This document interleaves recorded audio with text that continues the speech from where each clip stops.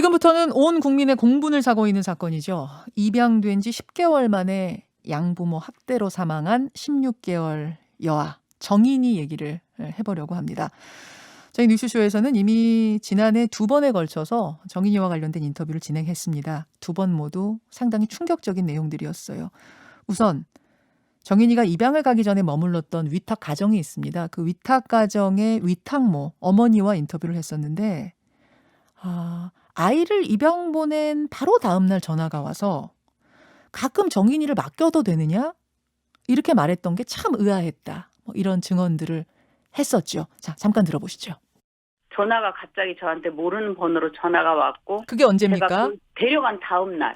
입양해간 바로 다음 날 전화가 왔다고요? 네네. 뭐라고요? 그러니까 아기를 봐줄 수 있는지, 자기가 이제 일이 생기면 일을 할 때 아이를 맡기면 나보고 봐줄 수 있느냐는 거를 물어보더라고요. 그 말도 못하고 저항도 하지 못하는 그 어린아이를 눈뜨고는 볼 수 없을 만큼 아기를 그렇게 잔인하게 괴롭혔던데, 정말 인간으로서 그 조그만 아기한테 할 수 없는 일을 했어요. 정말 그 양부모는 정말 엄벌에 처해져야 된다고 생각합니다.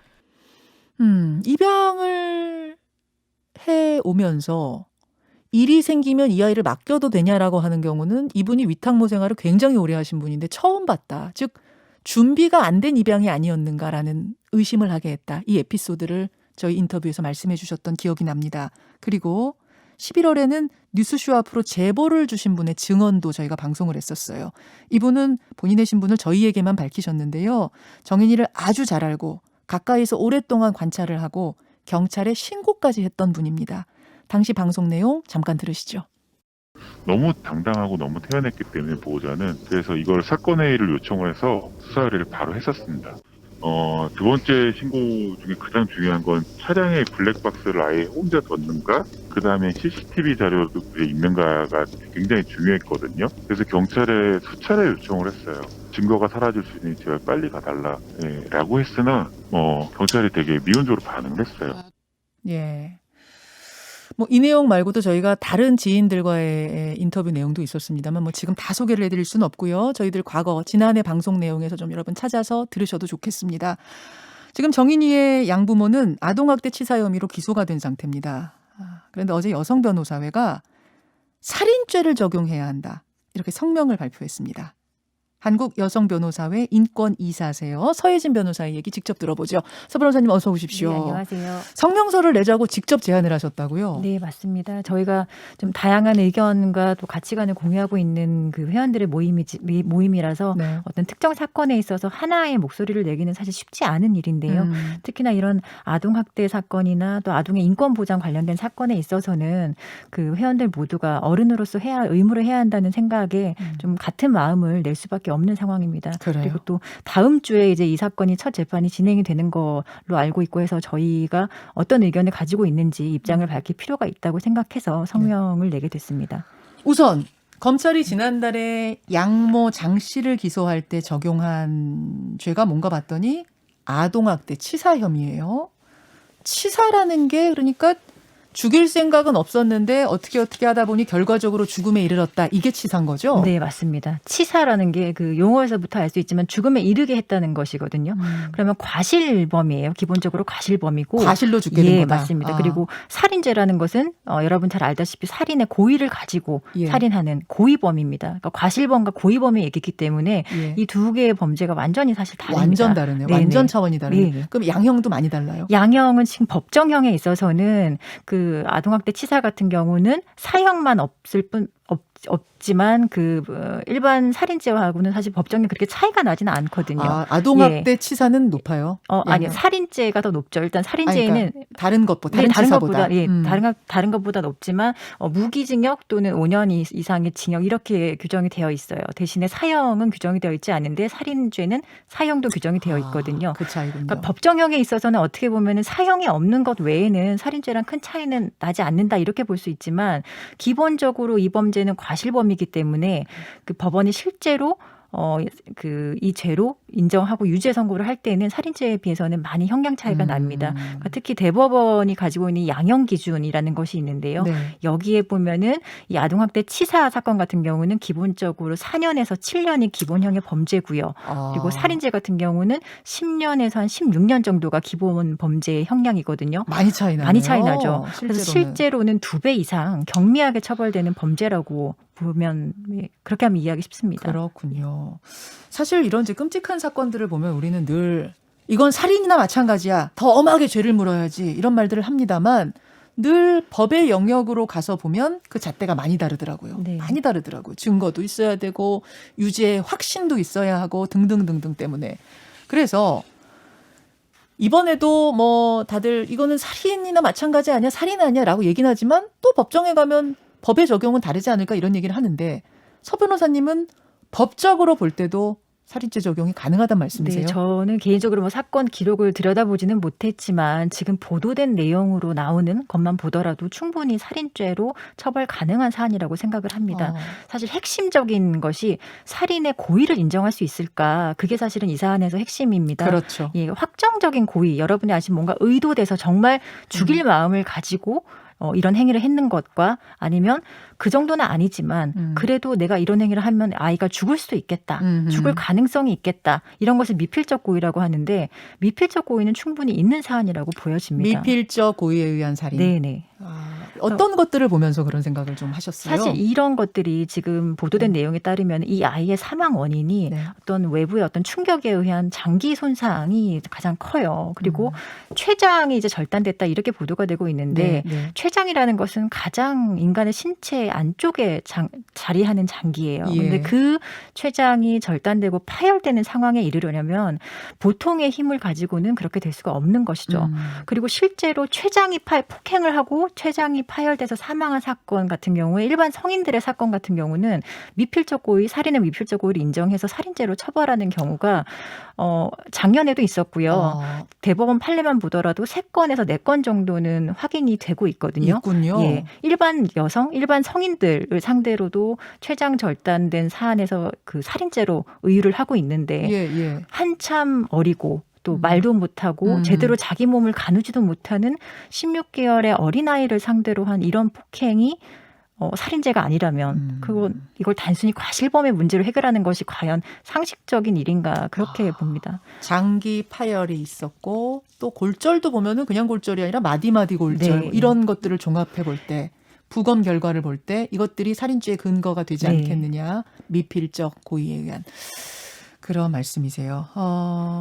지금 9336님이 이런 문자를 주셨는데 근데 오히려 살인죄를 적용해서 기소하면 무죄 나올 확률이 높다는 이야기가 있습니다. 변호사님 보시기엔 어떤지 궁금합니다. 예, 물론 그런 고민 때문에 검찰도 좀 기소 전에 고민을 하다가 안전한 방식으로 좀 재판을 받자. 그래서 아마 아동학대 치사로 기소를 한 것이 아닌가 싶거든요. 그건 무슨 말이에요? 그러니까 살인죄로 이제 기소를 하기 위해서는 이 피고인, 그리고 행위자가 살인의 고의를 가지고 어떤 방식으로 피해자를 폭행을 했고 또 그런 폭행이라든지 학대 행위가 사망과 어떤 결과 발생의 가능성이 있는지 그런 것들이 좀 명시적이고 구체적으로 공소장에 기재가 되어야 되는데요. 아주 유죄 확신이라고 그렇죠. 하죠. 예. 그 기본적인 사실을 가지고 이제 재판의 대상이 되는 거기 때문에 네. 이 기소의 내용이 사실 상당히 구체적이어야 됩니다. 특정이 되어야 될 필요가 있는데 이 사안에서는 사실 검찰이 공소장 내용을 보면은 불상의 방법으로 아이를 폭행했다 이런 식의 내용이 들어가 있는 것을 보면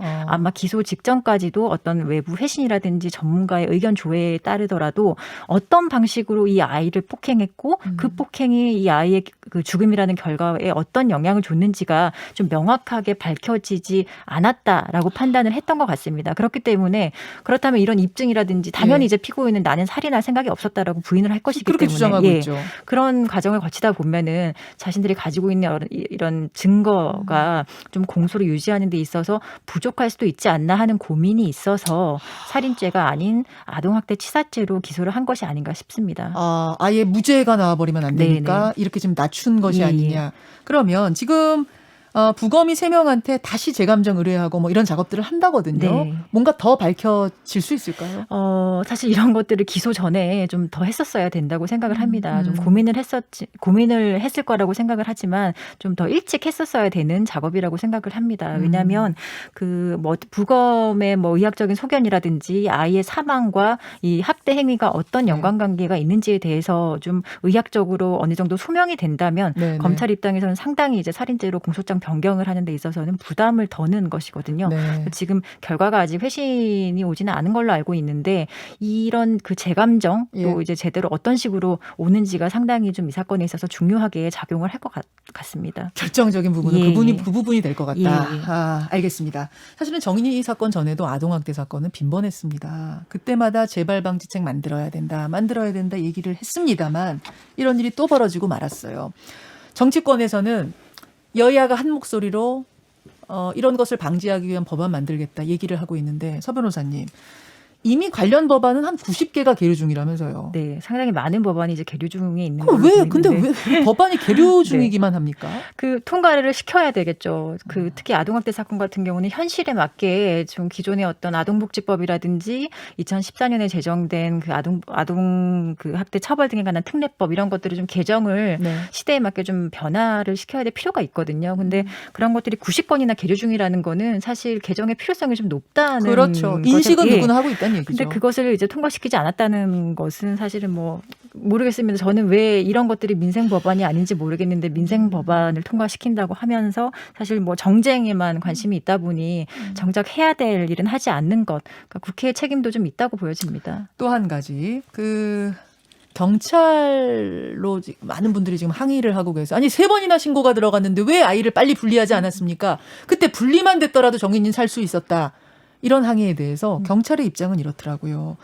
구체적인 물증이 없는 상태에서 부모가 아니 아무 문제 없어요. 우리 잘 키울게요. 이러면 강제로 그 아이를 데려올 수가 없다. 그러면 소송당한다. 어떻게 생각하세요? 사실 강제로 데려올 수 없다. 특히 이렇게 정인이처럼 자기 의사 표현을 못하는 어린아이가 이제 피해 아동일 경우에는 경찰의 그런 해명이라든지 뭐 변명은 어느 정도 좀 현실을 아시는 분들은 좀 이해할 수 있는 부분이긴 합니다. 왜냐하면 강제적으로 이 피해 아동과 학대 행위자, 특히나 가정 내에서 일어나는 보호자에 의한 학대 같은 경우는 사실 강제로 분리하는 경우가 매우 드물기도 하고요. 그리고 실제로 어떤 강제력을 동원해서 적극적으로 분리할 수 있다는 것이 현실적으로 좀 어렵습니다. 그럼 어떻게 해야 돼요, 그럼? 이런 경우?